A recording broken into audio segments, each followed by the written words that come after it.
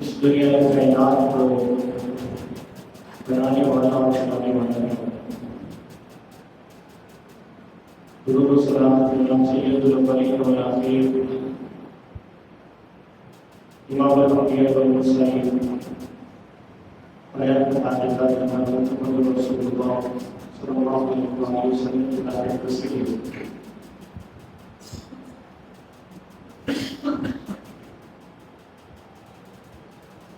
دنیا کی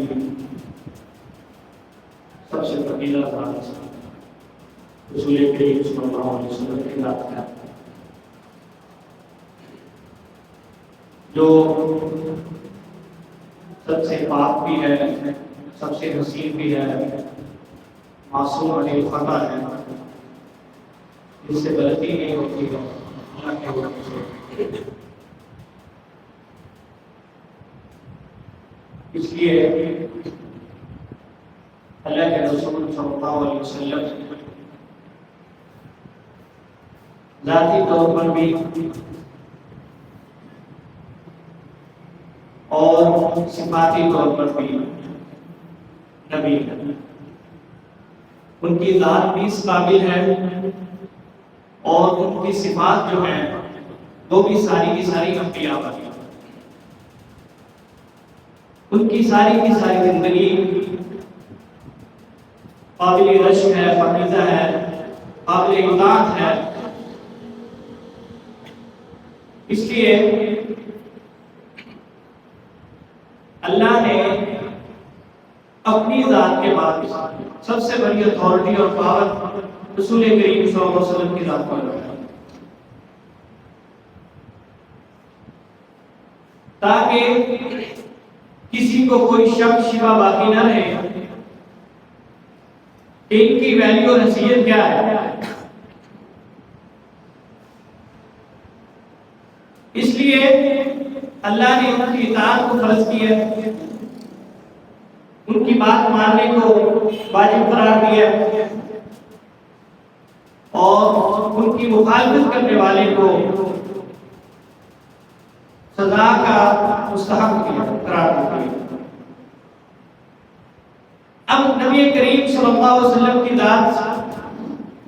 اور ان سے جاری ہونے والے احکامات اور ان کے حکم، ان کی ذات کے عمل جو انہوں نے اپنی زندگی میں کیا وہ اسوہ حسنہ ہے، وہ ہمارے لیے آئیڈیل ہے، نمونہ ہے۔ اور اللہ نے ہمیں قرآن کے اندر حکم دیا ہے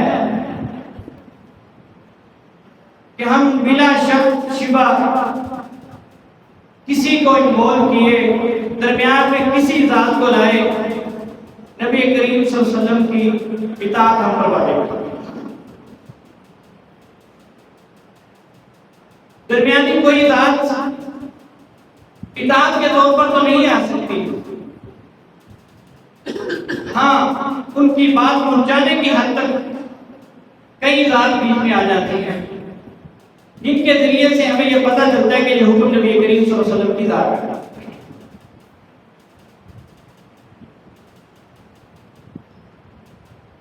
اس لیے کہ اس کی سب سے بڑی وجہ یہ ہے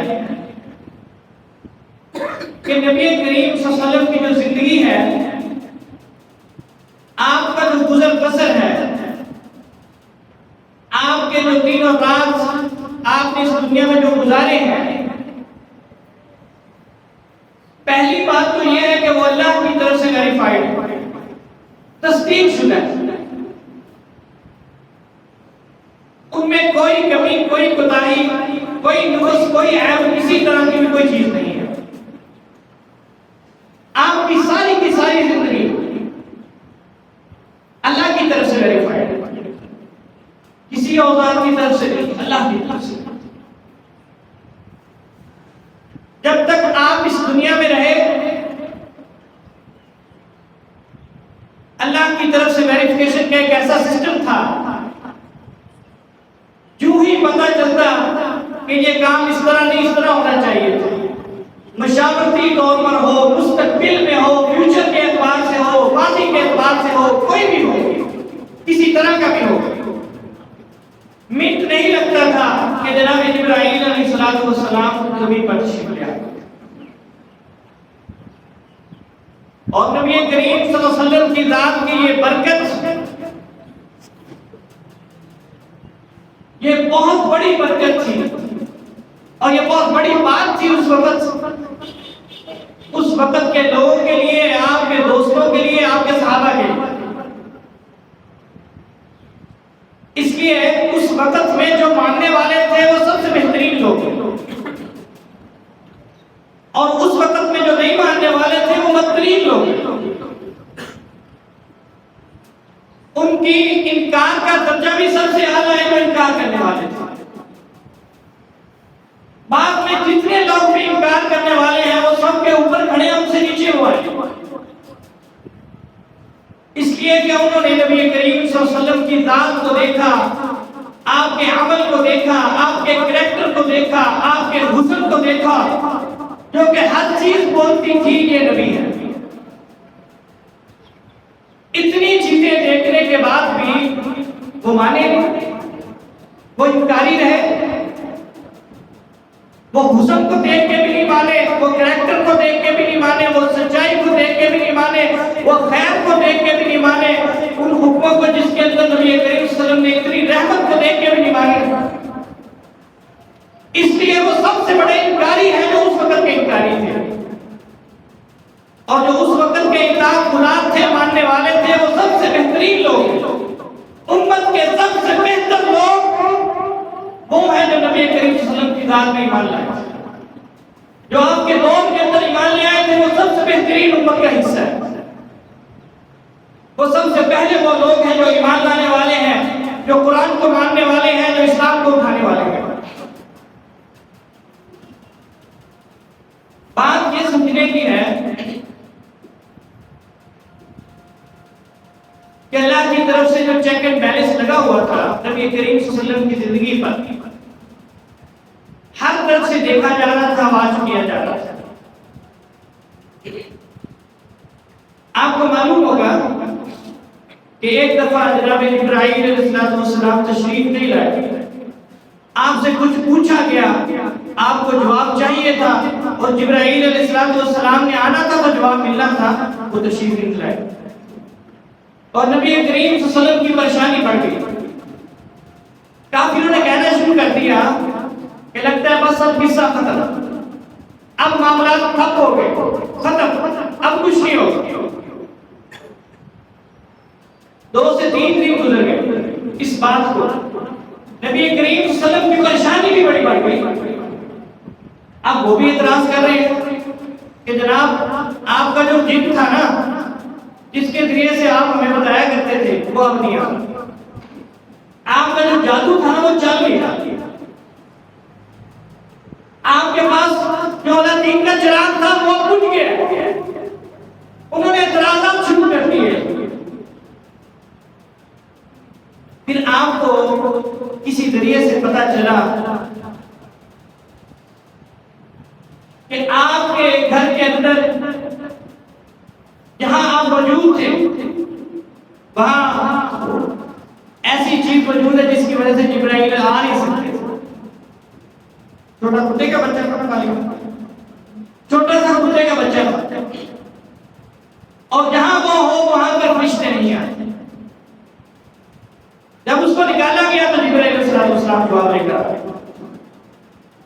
کہ یہ باتوں کو جنہوں نے اعتراضات کیے یہ اس کے جوابات ان کو یہ بتا دیا۔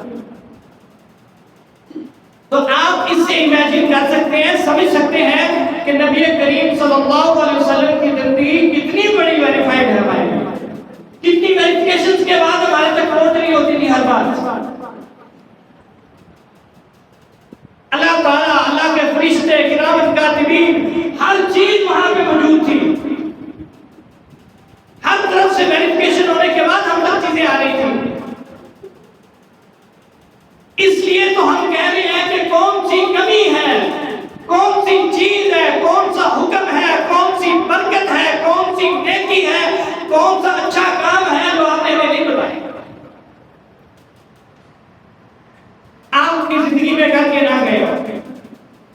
اور بعد میں آ کر کے ہمیں پتا چلا ہو کہ یہ تو بہت اچھا کام ہے، یہ تو رہ گیا، یہ ہمارے ایمان پر دراڑ، یہ ہمارے ایمان پر دراڑ، اس لیے کہ اسلام نے جو کام دے دیے ہیں، جو نیکیاں دے دی ہیں، جو احکامات جاری کر دیے ہیں، اب اس سے آگے کوئی حکم نہیں، اس سے آگے کوئی نیکی نہیں، اس سے آگے کوئی خیر نہیں ہے، ساری کی ساری بھلائیاں نبی کریم صلی اللہ علیہ وسلم اپنی زندگی میں بند کر کے چلے گئے۔ اسلام کا دروازہ بند کرنے کا مقصد ہی یہی تھا کہ اب اس کے بعد کوئی اور چیز نہیں۔ اسلام، اللہ نے اس دین کے احکامات جتنے بھی اوامر ہیں اور جتنے بھی نواہی ہیں، سارے کے سارے اس اعتبار سے نازل کیے یہ قیامت تک چلے گا، اس بات کو بھی اس کے اندر شامل کر دیا، اس لیے کہ نبی کریم صلی اللہ علیہ وسلم کی جو نبوت ہے وہ قیامت تک رہے گی۔ اب جو آپ کے احکامات ہیں، جو آپ نے حکم دیے ہیں، جو آپ نے کر کے دکھایا ہے، وہ بھی قیامت تک سروائیو کرے گا، انہی چیلنجز کے ساتھ، اسی ماحول کے ساتھ، اسی اپڈیٹ جو ورژن ہوگا اسی کے ساتھ، اسی ڈیجیٹل کے ساتھ، اسی تمام چیزوں کے ساتھ، کوئی تبدیلی نہیں ہوگی۔ تو آپ خود سمجھیں اور خود سوچیں کہ نبی کریم صلی اللہ علیہ وسلم کی ذات، آپ کے کام کتنے بابرکت تھے اور کتنے بڑے لیول پہ تھے کہ وہ قیامت تک اسی طرح رہیں گے، قیامت تک ان پر عمل کیا جائے گا، ایرر نہیں آئے گا۔ اپڈیٹس آئیں گی، دنیا جدید سے جدید ہوگی، نئی سے نئی ٹیکنالوجی آئے گی، لیکن نبی کریم صلی اللہ علیہ وسلم کے جو احکامات ہیں، جو آپ کا دین ہے دیا ہو، وہ اسی طرح رہے گا، وہ بدلے گا، وہ سروائیو کرے گا قیامت تک اپنی لمیٹیشن کے ساتھ۔ یہ ایک معجزہ بھی ہے، یہ ایک بہت بڑا کارنامہ ہے جسے آپ چیخ کر اسلام کی خوبیوں میں بتا سکتے ہیں۔ دنیا کی کوئی ذات ایسی نہیں، کوئی کتاب ایسی نہیں، کوئی شخصیت ایسی نہیں ہے جو قیامت تک سروائیو کرے۔ آپ کسی ایک کو اٹھا کے دینا 100-200 سال کے پہلے کی شخصیت کو، اس نے آج سے پہلے یہ کام کہے اور آج تک اسی کام چل رہے ہیں۔ آپ دیکھ رہے ہیں نئے ورژن آئے، ٹیکنالوجی آئی، لوگوں نے اس کو چھوڑ دیا۔ آپ کی ذات کی برکت ہے اور اللہ تعالیٰ نے جو دین دیا اس کی برکت ہے، اس کی ویریفیکیشن اتنی تھی کہ یہ قیامت تک سروائیو کرے گا، اور جو ایڈیشن آئے گا، جو اس کے ساتھ کوئی چیز ملے گی، وہ ختم ہوتی ہے۔ اس لیے کہ یہ جو اللہ کے حکم ہے وہ بڑے لیمیٹڈ ہے، اور جو ہم ساتھ اپنی طرف سے ملا لیتے ہیں، کوئی نئی چیز بنا لیتے ہیں، وہ ہر سال ایک نئی شکل اختیار کرتی ہے، ہر سال بدلتی ہے۔ کہتے ہیں نا بدعت جو ہوتی ہے نا، وہ ہر سال ایک نئی صورت اختیار کرتی ہے، وہ بانج نہیں ہوتی، اس کی ایک نیا اولاد پیدا ہو جاتا ہے۔ اس سال کچھ اور تھی تو اگلے سال کچھ اور۔ جو اللہ کا حکم ہوتا ہے، اللہ کے دین کا ہوتا ہے، وہ پوری کی پوری دنیا میں ایک ہی طرح سے چل رہا ہوتا ہے۔ یہ نبی کریم صلی اللہ علیہ وسلم کی ذات کی برکت ہے کہ آپ کی تمام زندگی ویریفائی ہے، اللہ کی طرف سے تصدیق شدہ ہے، اس لیے وہ معصوم عن الخطأ اور قابل اطاعت ہے، اور ہم پر واجب ہے کہ ہم ان کی بات ماننے اور اطاعت کریں۔ ہمیں سمجھ آتی ہے نہیں آتی، جو آتی ہے جتنی آتی ہے ہمیں بات ماننا،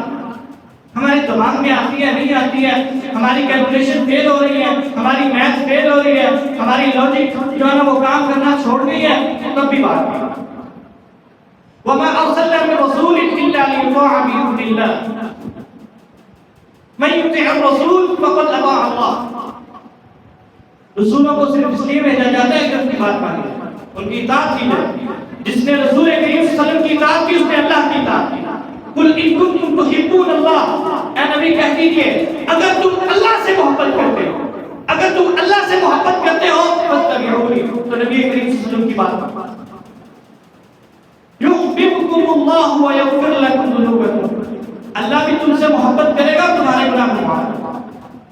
واللہ غفور رحیم، اللہ معاف کرنے والا۔ اب دیکھیے اللہ کی محبت ثابت کرنے کے لیے ایک چیز چاہیے، وہ کیا؟ نبی کریم صلی اللہ علیہ وسلم کی اطاعت، آپ کی بات مانا۔ اب شریعت نے اس اطاعت کی کوئی حد نہیں طے کی،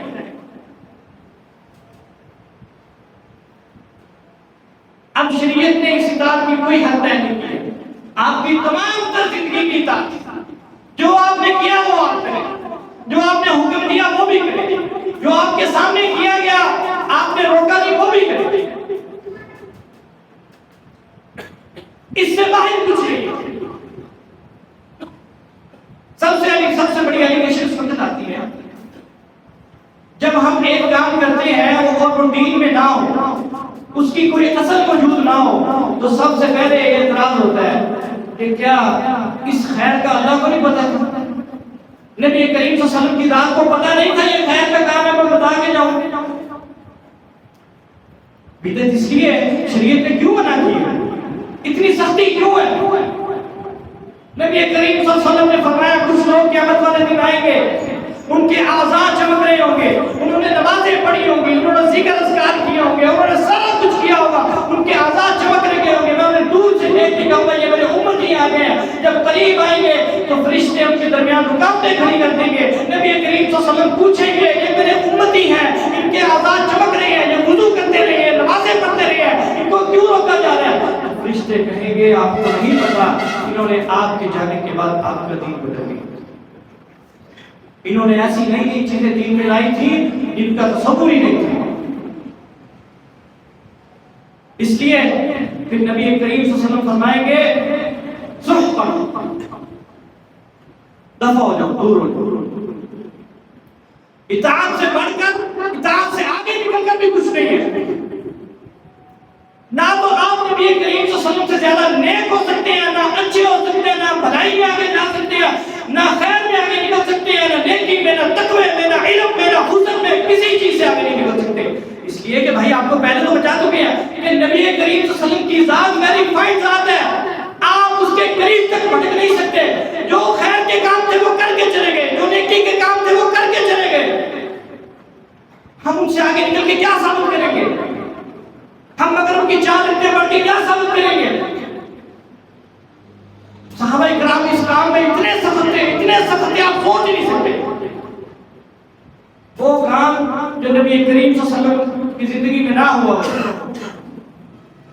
وہ کبھی تصور ہی نہیں کرتے تھے کہ ہم ایسا کام کریں گے، بلکہ اگر انہوں نے اس شخص کو دیکھا اور اس کو پھر رہنے نہیں دیا، اسے کہا کہ یہاں سے نکل جائے، تو مسلمان نہیں ہے تو اسلام کے ماننے والا نہیں۔ ہمارے اندر 100 کام ہے، 100 باتیں ہیں، ہم جو چاہتے ہیں جس طرح چاہتے ہیں کرتے جا رہے ہیں، ایسی کوئی زندگی نہیں، یہ کوئی دین کا حصہ نہیں ہے۔ آپ جواب بھی ہوں گے، ایسی نئی نئی چیزیں اسلام میں ثابت کرنا اور اسلام میں لے کر آنا جن کا اسلام سے دور تک کوئی تصور نہیں ہے۔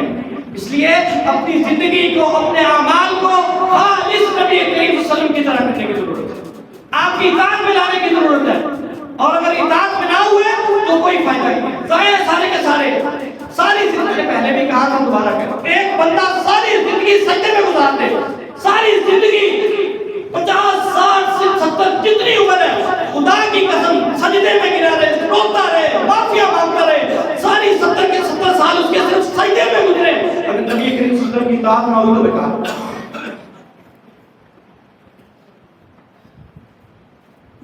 آپ نے نبی کریم صلی اللہ علیہ وسلم کی ذات کو سمجھا کیا؟ وہ اللہ کے رسول تھے، وہ اللہ کے رسول تھے، اللہ نے انہیں بھیجا تھا، اپنی مرضی سے کچھ نہیں کرتے تھے، اللہ کے کاموں کو ہم تک پہنچاتے تھے، اللہ کے حکم کو ہم تک پہنچاتے تھے۔ ہاں آپ کے پاس ایسا کوئی سورسز ہے جہاں سے اللہ کا حکم آپ کے پاس پہنچ رہا ہے؟ اس لیے اگر مغرب کی دین ہے تو دین پڑھنی پڑے گی، اور جو نبی کریم صلی اللہ علیہ وسلم نے طریقہ دیا اس طریقے سے ہٹ کر کوئی طریقہ نہیں، اور جو اس سے آگے اتنا سا بڑھے گا وہ بھی غلط ہے، جو اس سے پیچھے اتنا سا ہٹے گا وہ بھی غلط ہے۔ جس پر نبی کریم صلی اللہ علیہ وسلم کی مہر نہیں، جس کام پر وہ 100 دفعہ اچھا کیوں نہ ہو، 100 دفعہ چننے والا کیوں نہ ہو، 1000 دفعہ پاؤں چھونے والا کیوں نہ ہو، اطاعت نہیں، آپ کا حکم نہیں تو جو کچھ مرضی کر لو، کچھ بھی نہیں ملے گا۔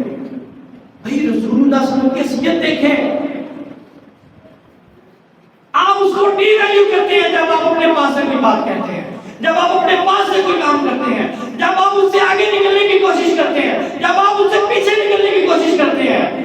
تو اس کا مطلب ہے آپ کچھ اور ثابت کرنا چاہ رہے ہیں، کچھ اور ثابت کرنا چاہ رہے ہیں۔ ہمارے دین میں فضولیات کی کوئی گنجائش نہیں، بے حیائی کی کوئی گنجائش نہیں، نئی نئی چیزوں کی کوئی گنجائش نہیں۔ اللہ نے جتنا دین ضروری تھا وہ سارا کچھ دے دیا، جتنی نیکیاں تھی وہ ساری کی ساری پکڑا دی ہے، جو جو خیر تھی وہ پکڑا دی گئی ہے، جو جو کام کرنے کے تھے وہ دے دیے گئے ہیں۔ اب ضرور صرف اس بات کی ہے کہ آپ نبی کریم صلی اللہ علیہ وسلم کی زندگی کو پڑھیں کہ وہ کس طرح زندگی گزار کے گئے اور اس کے مطابق اپنے آپ کو کیے، اور اس کے علاوہ کوئی راستہ نہیں ہے، اور اس کے علاوہ کوئی راستہ نہیں ہے۔ آپ نبی کریم صلی اللہ علیہ وسلم کی حیثیت کو سمجھیں، ان کی زندگی کی حیثیت کو سمجھیں، ان کے دن رات کو سمجھیں۔ آپ نے وہ حدیث نہیں سنی؟ جناب عائشہ رضی اللہ عنہ موجود تھی گھر میں، 3 لوگ آئے، انہوں نے آ کر کے پوچھا نبی کریم صلی اللہ علیہ وسلم گھر پہ ہیں؟ فرمایا نہیں، وہ کچھ پوچھنا چاہ رہے تھے۔ ٹائم تھوڑا اوپر ہو جائے گا آج، اس لیے میں نے لیٹ شروع کیا ہے، 5 منٹ دے دو بس۔ 3 لوگ تھے، آ کر کے پوچھا،